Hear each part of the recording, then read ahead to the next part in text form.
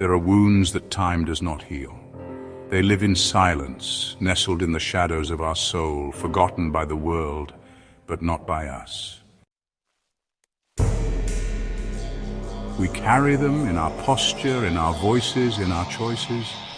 The way we flinch when someone gets too close, the way we laugh to cover sorrow, the way we say, "I'm fine," when we're anything but. This is not weakness, this is survival. You were not born broken. You were born whole, curious, radiant, full of wonder.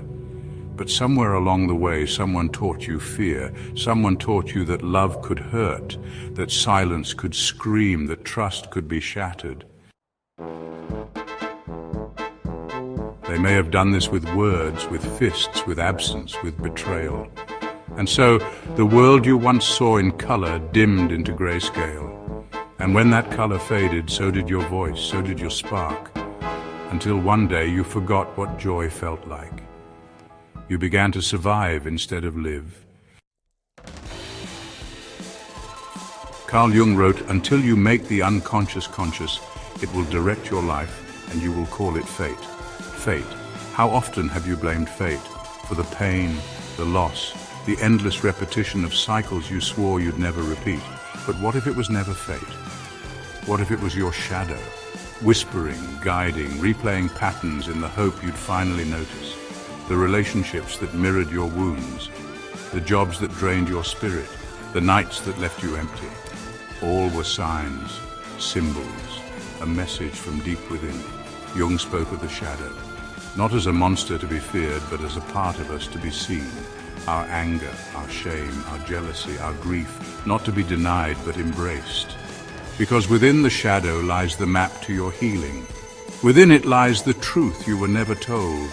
That you are not too much, that you were never too sensitive, too intense, too emotional. You were human, and you were hurt.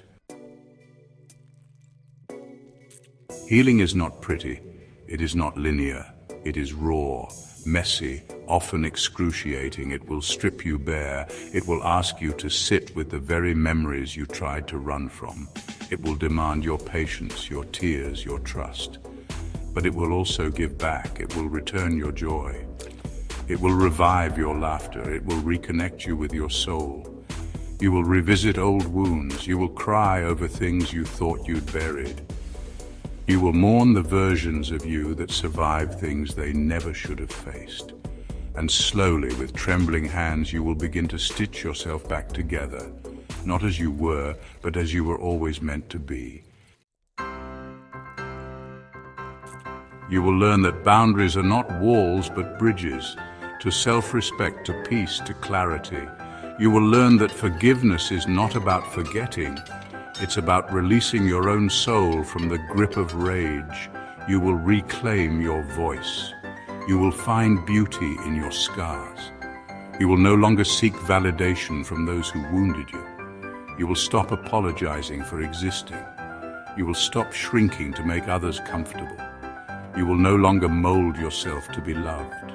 Because you will finally love yourself. You will understand finally that your worth was never tied to their treatment. You will face them all, and you will thank them.